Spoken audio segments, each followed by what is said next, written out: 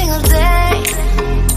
I'm gonna make hello दोस्तों, मेरा नाम है विशेष गोयल और आप देख रहे हैं मेरा चैनल विकी वर्ल्ड। तो आपका बहुत बहुत स्वागत है। तो दोस्तों, पिछली वीडियो में हमने पार्टनरशिप डिस्कस किया था और वीडियो काफ़ी लंबी हो गई थी, लेकिन बीच में मीम्स थे। देखे थे आपने? कैसे लगे मुझे उस वीडियो के कमेंट्स में ज़रूर बताना। तो फिलहाल हम आज की वीडियो की बात करते हैं। आज भी शायद आपको एक दो मीम्स देखने को मिल जाएंगे बीच में। आज हम बात करेंगे जॉइंट स्टॉक कंपनी के बारे में। तो आज बिना टाइम वेस्ट किए जल्दी से शुरू कर लेते हैं। अब भैया एक अंकल हैं LH हैने या थे, उन्होंने जॉइंट स्टॉक कंपनी को ऐसे कहा है, voluntary association of individuals for the profits having capital divided into transferable shares the ownership of which is the condition of membership. तो बेसिकली यहाँ पे बहुत सारे इंडिविजुअल्स एक साथ आते हैं प्रॉफिट कमाने के लिए, जिनकी जो कैपिटल है उसको शेयर्स में डिवाइड किया जाता है जो ट्रांसफर किए जा सकते हैं, जिसकी ओनरशिप जो है वो एक मेंबरशिप की कंडीशन बनती है।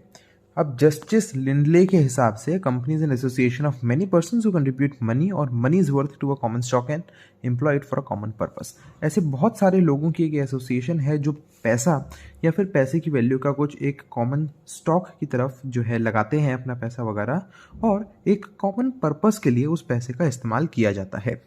जो कॉमन स्टॉक है जो कंट्रीब्यूट किया जाता है उसको मनी के हिसाब से हम देखते हैं कि भैया पैसे दिए जाते हैं, जनरली तो यही होता है, और वो जो है कंपनी की कैपिटल कहलाती है। जो लोग हैं जो कंट्रीब्यूट करते हैं या फिर वो जो है वो मेंबर्स को बिलोंग करता है। जो पैसे देता है, कंट्रीब्यूट करता है, जिसके होते हैं पैसे, वो मेंबर्स कहलाते हैं। ठीक है। जो प्रोपोर्शन है कैपिटल का जो हर एक मेंबर को मिला हुआ है उसको एक शेयर कहते हैं, जो उसका शेयर होता है। अब जो ऊपर डेफिनेशंस हैं वो ये रिवील करते हैं कि जो जॉइंट स्टॉक कंपनी है वो एक इनकॉर्पोरेटेड एसोसिएशन रिप्रेजेंट करती है लोगों का जो पैसे कंट्रीब्यूट करते हैं कॉमन स्टॉक की तरफ, जो कैपिटल कहलाता है कंपनी की। जो कैपिटल है कंपनी की वो शेयर्स में डिवाइडेड होती है या फिर उसे स्टॉक भी कह सकते हैं, और अमाउंट उसका फिक्स्ड होता है और हर मेंबर जो है कुछ नंबर ऑफ शेयर्स परचेज करता है कंपनी के। तो जो कैपिटल है कंपनी की वो शेयर होल्डर्स जो है जॉइंटली हेल्ड करते हैं, इसीलिए इसको जॉइंट स्टॉक कंपनी कहा जाता है। तो जो जॉइंट स्टॉक कंपनी है वो अपने मेंबर से इंडिपेंडेंट होती है। इसके शेयर्स ट्रांसफरेबल ट्रांसफ़र किए जा सकते हैं, इसलिए उसको ट्रांसफरेबल कहते हैं, और उसकी लाइफ पे कोई फ़र्क नहीं पड़ता कि उसके मेंबर्स आ रहे हैं जा रहे हैं। तो अभी 2 डेफिनेशंस मैंने आपको दी कंपनी की, 3 आप सामने और देख सकते हो। तो ठीक है, जितनी मन करे याद कर लेना। ओके, तो ये हो गया। अब हम आगे बढ़ते हैं। अब हम बात करेंगे इसके फीचर्स की। सबसे पहला फीचर है डिस्टिंक्ट लीगल एंटिटी। जो कंपनी है ना वो एक आर्टिफिशियल पर्सन है जिसको लॉ ने क्रिएट किया है, तो अपने मेंबर से इंडिपेंडेंट है, वो एग्जिस्ट करती है। वो प्रॉपर्टी ओन कर सकती है, कॉन्ट्रैक्ट्स वगैरह जो है उसमें एंटर कर सकती है अपने नेम में, और कोई भी लॉफुल बिजनेस कर सकती है। वो स्यू कर सकती है और स्यू करी भी जा सकती है। जो शेयर होल्डर्स हैं वो ना ही उसके ओनर हैं ना ही कंपनी के एजेंट्स हैं। तो कंपनी के जो एक्ट्स हैं उसके लिए शेयर होल्डर को आप लायबल नहीं कह सकते हो, या फिर वाइस वर्सा। दूसरा पे पॉइंट आता है परपेचुअल एग्जिस्टेंस का। जो जॉइंट स्टॉक कंपनी है उसकी परपेचुअल सक्सेशन होती है। उसकी जो एग्जिस्टेंस है, जैसे कि मैंने आपको बताया था, उसके मेंबर्स की डेथ, ल्यूनेसी, बैंकरप्सी से उसको कोई फर्क नहीं पड़ता है। जो उसके शेयर होल्डर्स हैं वो शेयर्स बेच के जा भी सकते हैं और नए शेयर होल्डर्स आ भी सकते हैं। तो लेकिन इससे कंपनी को कोई अफेक्ट नहीं पड़ेगा क्योंकि लॉ ने इसको क्रिएट किया है। थर्ड पॉइंट होता है इसमें लिमिटेड लायबिलिटी। अब क्योंकि कंपनी की एक सेपरेट लीगल एंटिटी होती है तो उसके मेंबर्स को कंपनी के डेट्स के लिए लायबल नहीं ठहरा सकते हैं आप। तो जो लायबिलिटी है हर मेंबर की वो एक लिमिटेड होती है। एक लिमिटेड कंपनी की हर मेंबर की लायबिलिटी लिमिटेड होती है। कितनी तक लिमिटेड होती है? उसके पास जितनी वैल्यू के शेयर्स होते हैं। ठीक है, तो बेसिकली उसने उस अमाउंट की गारंटी दी हुई होती है। अब जो मेंबर है वो उससे ज़्यादा पैसे उससे कोई नहीं मांग सकता है। ठीक है, तो जितने के शेयर्स हैं उतने ही ले सकता है। फोर्थ पॉइंट है इसमें ट्रांसफरेबिलिटी ऑफ शेयर्स। जो कंपनीज के शेयर्स हैं वो ट्रांसफर किए जा सकते हैं accept in the case of private companies. जो हर शेयर होल्डर है एक पब्लिक लिमिटेड कंपनी का, वो अपने शेयर्स किसी को भी ट्रांसफर कर सकता है और इसके लिए उस पर कोई रेस्ट्रिक्शंस नहीं रहती है। फिफ्थ पॉइंट होता है यहाँ पे separation of ownership and management. जो ओनरशिप है और मैनेजमेंट है उसका सेपरेशन एक काफ़ी इंपॉर्टेंट फीचर रहता है जॉइंट स्टॉक कंपनीज में। जो लोग हैं जो कंपनी के शेयर्स होल्ड करते हैं वो बहुत सारे होते हैं। आपने देखा होगा कि लाखों लोगों के पास शेयर्स होते हैं कंपनी के। तो शेयर होल्डर्स जो है उनको कोई राइट नहीं होता है कि वो कंपनी के जो डे टू डे एडमिनिस्ट्रेशन हैं, उनकी जो वर्किंग है उसमें पार्टिसिपेट कर सकें। उनको राइट होता है कि वो ऐसे डायरेक्टर्स या रिप्रेजेंटेटिव्स को इलेक्ट कर सकें जो कंपनी को संभालेंगे। 6th पॉइंट रहता है यहाँ पे यार, सेपरेट प्रॉपर्टी। अब जो कंपनी है वो एक लीगल पर्सन है, वो उसको उसकी खुद की कैपेसिटी कि वो ओन कर सके, यूज़ कर सके या प्रॉपर्टी को डिस्पोज कर सके अपने नाम में। तो शेयर होल्डर्स है वो जस्ट जॉइंट ओनर्स नहीं होते कंपनी के प्रॉपर्टी के। जो प्रॉपर्टी है ना कंपनी की, उसके ओनर्स नहीं कहलाते हैं शेयर होल्डर। ठीक है।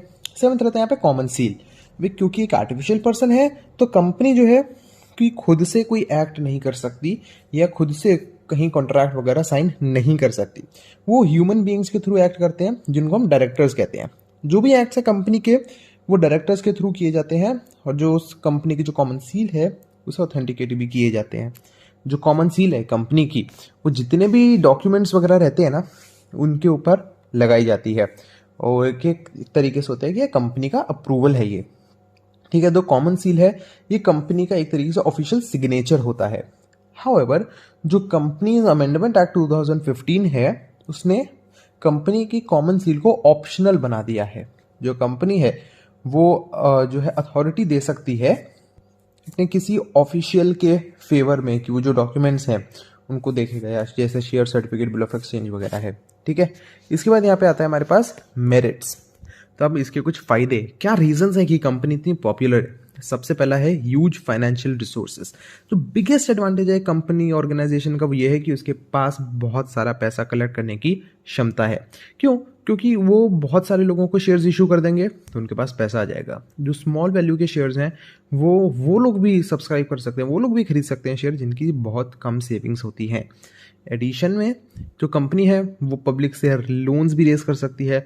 सिर्फ पब्लिक से नहीं, लैंडिंग इंस्टीट्यूशन से भी लोन्स ले सकते हैं। जो नेसेसरी फंड्स की ज़रूरत होती है उनको वो अवेलेबल हो जाते हैं। तो कंपनी बड़े बड़े स्केल पे, लार्ज स्केल पे एक्टिविटीज़ कर पाती है। दूसरा पॉइंट यहाँ पे रहता है लिमिटेड लाइबिलिटी का। एक और एडवांटेज जो है कंपनी की वो ये है limited liability of the members. उसके मेंबर्स जो हैं उनकी लाइबिलिटी लिमिटेड है, जैसे कि मैंने आपको इसमें एक्सप्लेन किया था। इसलिए काफ़ी सारे लोग अट्रैक्ट हो जाते हैं इसमें इन्वेस्ट करने के लिए। ठीक है। तो 3rd पॉइंट है इसमें ट्रांसफरेबिलिटी ऑफ शेयर्स। अब जो कंपनी है वो अपने मेंबर को परमिट कर दिए कि वो अपने शेयर्स ट्रांसफर कर सकते हैं। इससे मेंबर्स को काफ़ी लिक्विडिटी मिलती है। तो इसीलिए किसी को पैसे की ज़रूरत है तो अपने शेयर बेच के पैसा निकाल सकता है और चाहे तो वो पैसा दूसरे शेयर्स में भी इन्वेस्ट कर सकता है किसी और ज़्यादा प्रॉफिटेबल कंपनी के। तो प्रॉफिटेबल कंपनीज जो है ना वो कम प्रॉफिटेबल कंपनीज में से जो है वो फंड्स अट्रैक्ट करती हैं कि लोग उसमें से पैसा निकाल के उनकी कंपनी में लगाएं। ठीक है। 4th है यहाँ पे ड्यूरेबिलिटी और स्टेबिलिटी। जो कंपनी है ये एक इकलौता ऐसा फॉर्म ऑफ ऑर्गेनाइजेशन है जिसकी कंटिन्यूस एग्जिस्टेंस और स्टेबिलिटी होती है। एक कंपनी में जो फंड्स इन्वेस्ट किए जाते हैं शेयर होल्डर्स के द्वारा वो विदड्रॉ नहीं कर सकते कि भैया कंपनी को शेयर वापस कर दिया, पैसा ले लिया, जब तक कि कंपनी बंद नहीं हो जाती। दूसरी बात यह है कि कंपनी की मेंबरशिप में कोई भी चेंज हो तो उसकी लाइफ पे इफेक्ट नहीं पड़ता है। इसीलिए कंपनी जो है लॉन्ग ड्यूरेशन के प्रोजेक्ट्स अंडरटेक कर सकती है, ले सकती है और ज़्यादा लोगों को अपने बिजनेस में इन्वेस्ट करने के लिए अट्रैक्ट कर सकते हैं। 5th रहता है यार यहाँ पे एफिशिएंट मैनेजमेंट। अब यार क्योंकि इतनी बड़ी कंपनी है उनके पास बहुत सारा पैसा रहता है, इसीलिए वो प्रोफेशनल्स को हायर कर सकते हैं, एक्सपर्ट्स को हायर कर सकते हैं ताकि वो उनके जो जितनी भी उनकी एक्टिविटीज़ हैं उसको मैनेज करे और उनको सब देखे। जो एक्सपर्ट और स्पेशलाइज्ड पीपल हैं वो कंपनी की एफिशिएंसी को इम्प्रूव कर देते हैं। 6th पॉइंट है ग्रोथ और एक्सपेंशन। अब कंपनीज में यहाँ पे काफ़ी स्कोप रहता है ग्रोथ और एक्सपेंशन के लिए। अब कंपनी के पास काफ़ी फाइनेंशियल रिसोर्सेज होते हैं, बहुत ज़्यादा होते हैं, उनका प्रॉफिट भी काफ़ी ज़्यादा होता है, तो उनको आसानी से बहुत ज़्यादा पैसा यूज़ कर सकते हैं एक्सपेंशन और ग्रोथ के लिए। 7th पॉइंट है यहाँ पे economies of large scale business. अब एक क्योंकि ये जॉइंट स्टॉक कंपनी है जो लार्ज स्केल पे परफॉर्म करते हैं, फंक्शन करते हैं, तो उनके पास economies of production, purchase, marketing, management वगैरह के सारे बेनिफिट्स उनको देखने को मिलते हैं। प्रोडक्शन लार्ज स्केल पे होता है तो इसीलिए एक यूनिट को प्रोड्यूस करने की कॉस्ट कम हो जाती है, यानी कि प्रोडक्ट्स को वो कम पैसों में बेच सकते हैं, सेल्स भी ज़्यादा होंगी, प्रॉफिट भी ज़्यादा होंगे। 8th पॉइंट रहता है यहाँ पे diffused risk. Joint stock company में जो रिस्क है वो जितने शेयर होल्डर्स होते हैं उन सब के बीच में डिवाइड हो जाता है, इसीलिए एक बंदे के ऊपर रिस्क बहुत कम आता है। लेकिन सोल ट्रेडरशिप वगैरह में देखोगे, पार्टनरशिप में देखोगे तो रिस्क बहुत कम लोगों के बीच में घूमता है, तो इसीलिए उनके ऊपर, एक इंडिविजुअल के ऊपर रिस्क काफ़ी ज़्यादा रहता है। 9th पॉइंट है यहाँ पे डेमोक्रेटिक सेटअप। जो कंपनी का जो मैनेजमेंट है ना, वही डेमोक्रेटिक तरीके से काम करते हैं। ये जो मैनेजमेंट है, कंट्रोल है, वो सब बोर्ड ऑफ डायरेक्टर करते हैं, जिनको इलेक्ट किया जाता है एनुअल जनरल मीटिंग में शेयर होल्डर्स के द्वारा। सो शेयर होल्डर्स का मैनेजमेंट में एक तरीके से कह सकते हैं कि से है, वो कुछ कह सकते हैं। 10th में यहाँ पे होता है पब्लिक कॉन्फिडेंस। जो कंपनी है उसको काफ़ी कॉन्फिडेंस और ट्रस्ट मिलता है जनरल लोगों से, जनरल पीपल से। कंपनीज को अपने रिजल्ट्स भी डिक्लेयर करने होते हैं, एक्टिविटीज़ के, फाइनेंशियल पोजीशन भी डिक्लेयर करनी होती है एनुअल रिपोर्ट्स में। ये रिपोर्ट्स लोग देख सकते हैं और इन रिपोर्ट्स के बेसिस पर और बाकी इन्फॉर्मेशन के बेसिस पे लोग इन्वेस्ट करते हैं। 11th पॉइंट यहाँ पे रहता है अजम्पशन ऑफ सोशल रिस्पॉन्सिबिलिटीज़।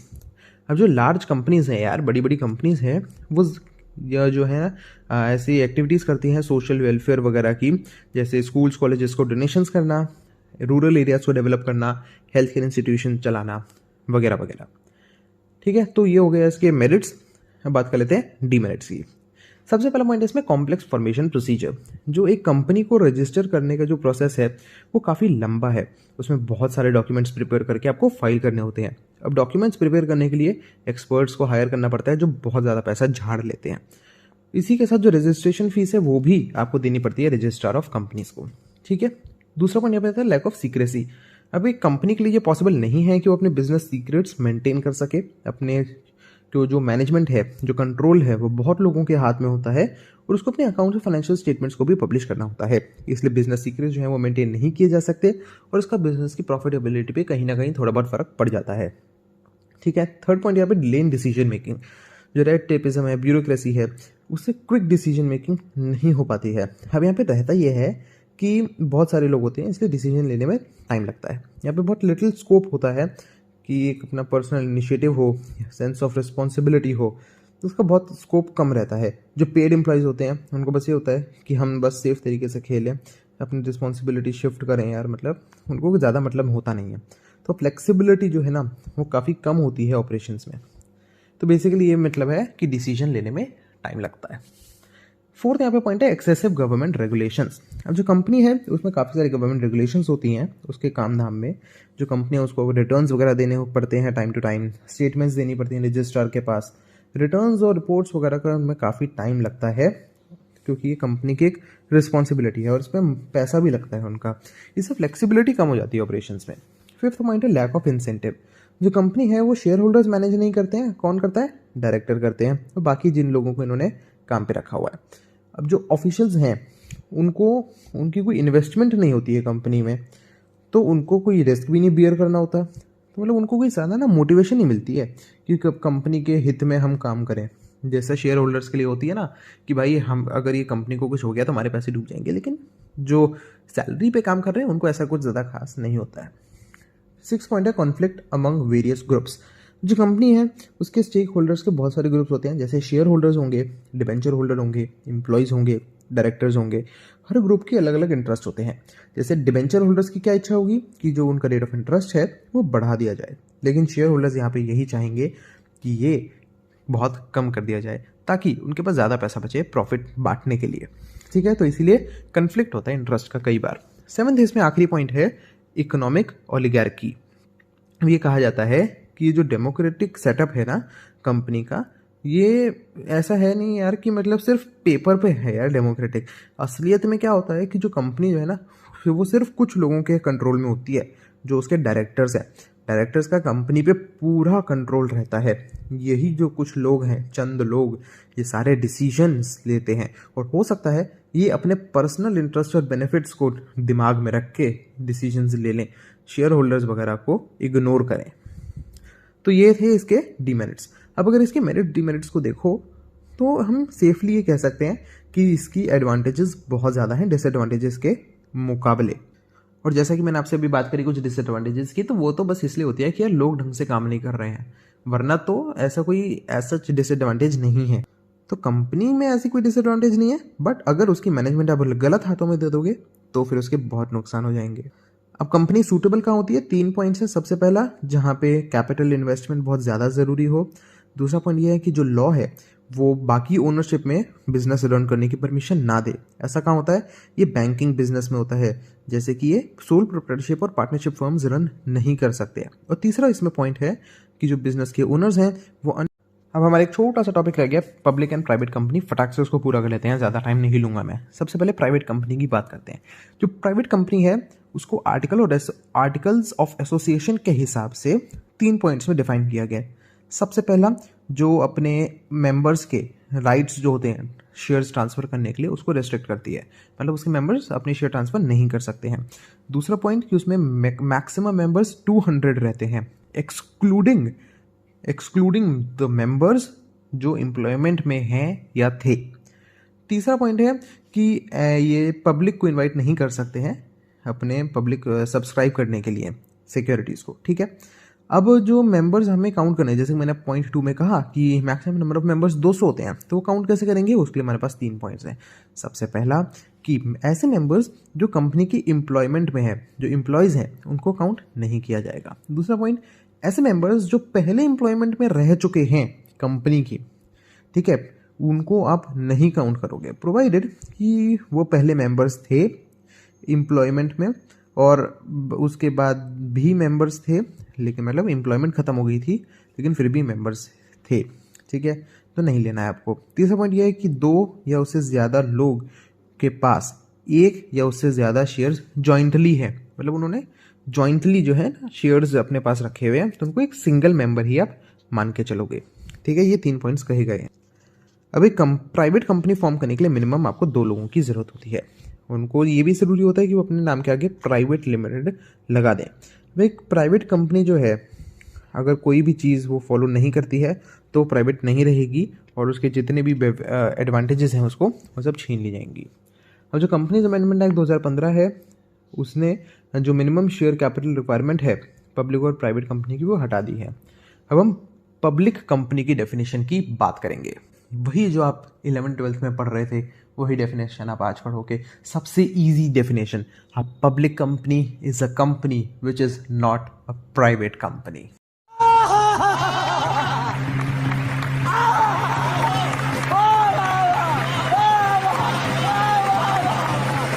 तो दोस्तों ये डेफिनेशन इतनी मस्त है कि मैंने क्या बताएं, कितनी अच्छी डेफिनेशन है, कितने अच्छे से इसको डिफाइन किया गया है किताबों में कि पब्लिक कंपनी वो कंपनी है जो प्राइवेट कंपनी नहीं है। वाह! तो यही यहाँ पे इसमें कहा गया। इसमें भी वैसे 3 पॉइंट्स हैं। पहले यही है कि ये एक प्राइवेट कंपनी नहीं होती है। दूसरा, इसकी minimum paid up share capital होती है जो भी प्रेस्क्राइब करी जाती है। और तीसरा कि ये एक ऐसी प्राइवेट कंपनी जो एक पब्लिक कंपनी की सब्सिडरी है, वो पब्लिक कंपनी होगी। लेकिन एक ऐसी प्राइवेट कंपनी जो एक प्राइवेट कंपनी की सब्सिडरी है, उसको पब्लिक कंपनी नहीं कहेंगे। अरे कहना क्या चाहते हो? समझाऊंगा अभी आपको, थोड़ा सा डिटेल में समझाऊंगा। अब एक पब्लिक कंपनी वो होती है जिसकी शेयर्स ट्रांसफर करने के लिए कोई रेस्ट्रिक्शन नहीं होती। एक पब्लिक कंपनी वो होती है जिसके कोई मैक्सिमम नंबर ऑफ मेंबर्स नहीं होते हैं। एक पब्लिक कंपनी वो होती है जो लोगों को अपनी सिक्योरिटी सब्सक्राइब करने के लिए बुला सकती है, ठीक है। अब एक और बार मैं आपको उलझाता हूँ। एक प्राइवेट कंपनी, ऐसी प्राइवेट कंपनी जो एक पब्लिक कंपनी की सब्सिडरी है, वो पब्लिक कंपनी ही कहलाएगी। क्यों? क्योंकि ऐसा कुछ नहीं है। कोई रीज़न नहीं दिया है इन्होंने, बस ये कहा है कि जो प्राइवेट कंपनी, जो उसकी जो सब्सिडरी है private company, article of association में भले ही वो प्राइवेट हो, लेकिन क्योंकि वो एक प्राइवेट कंपनी, एक पब्लिक कंपनी की सब्सिडरी है, इसीलिए वो पब्लिक कंपनी कहलाए। समझ रहे हो? समझ रहे हो ना? ठीक है। अगली बात कि जो पब्लिक कंपनी है उसमें कम से कम 7 मेंबर्स होने चाहिए, लेकिन प्राइवेट कंपनी में कम मिनिमम 2 होने चाहिए। फर्दर कि कोई मैक्सिमम लिमिट नहीं है। अगर हम किसकी बात करें मैक्सिमम लिमिट, पब्लिक कंपनी में, लेकिन प्राइवेट कंपनी में 200 होती है मैक्सिमम लिमिट। लास्ट टॉपिक है छोटा सा, privileges of a private company. Private company के पास क्या क्या फ़ायदे होते हैं। सबसे पहला है, जो प्राइवेट कंपनी है वो केवल 2 लोग बना सकते हैं, लेकिन पब्लिक के लिए 7 चाहिए। दूसरा पॉइंट कि कोई प्रोस्पेक्टस इशू करने की ज़रूरत नहीं होती है। क्यों? क्योंकि उसे पब्लिक को बुलाना ही नहीं है सब्सक्राइब करने के लिए। तीसरा पॉइंट, जो शेयर्स का अलॉटमेंट है वो किया जा सकता है without receiving the minimum subscription. Fourth point है, जो प्राइवेट कंपनी है वो अपना बिजनेस स्टार्ट कर सकती है एज सून एज उसको सर्टिफिकेट ऑफ इनकॉर्पोरेशन मिल जाए। लेकिन पब्लिक कंपनी को उस सर्टिफिकेट चाहिए होता है बिजनेस शुरू करने के लिए। फिफ्थ पॉइंट है कि वो नेसेसरी नहीं है प्राइवेट कंपनी को प्रोस्पेक्टस इशू करना, लेकिन पब्लिक कंपनी को रहता है। सिक्स पॉइंट है कि कंपलसरी नहीं है प्राइवेट कंपनी एक स्टैट्यूटरी मीटिंग करे, अपनी रिपोर्ट्स रजिस्ट्रार के साथ करे, फाइल करे, लेकिन पब्लिक कंपनी के लिए है। सेवंथ कि ये कंपलसरी नहीं है प्राइवेट कंपनी के लिए कि वो अपने मेंबर्स का इंडेक्स बना के रखे, बट पब्लिक कंपनी के लिए है। एट्थ पॉइंट है यहाँ पे कि उसमें जो लीगल प्रोविजंस होते हैं रोटेशन ऑफ ऑडिटर्स के लिए उसे बची हुई होती है, लेकिन वो कंपनी जो पब्लिक कंपनी है उसके लिए कंपलसरी होते हैं। लास्ट पॉइंट ये है कि उसकी कोई रेस्ट्रिक्शन नहीं होती है numbers, appointment, remuneration of directors पे, जो प्राइवेट कंपनीज होती हैं उसमें, लेकिन जो पब्लिक कंपनी है उसके डायरेक्टर्स की इन सब चीज़ों पे ये रहती हैं रेस्ट्रिक्शंस। तो ये हो गई पूरी कंपनी। बहुत लंबी वीडियो बन गई यार, 20 मिनट से ऊपर की, लेकिन एनीवेज समझ आ गया ना आपको पूरा। उम्मीद तो यही है कि आपको पूरा अच्छे से समझ आया होगा। वीडियो भी पसंद आई होगी। अगर वीडियो पसंद आई है इसे लाइक करके दोस्तों के साथ शेयर कर देना, चैनल सब्सक्राइब करके बेल आइकन जरूर दबा देना। मैं मुमताज अपनी अगली वीडियो में, तब तक ले टाटा बाय बाय एंड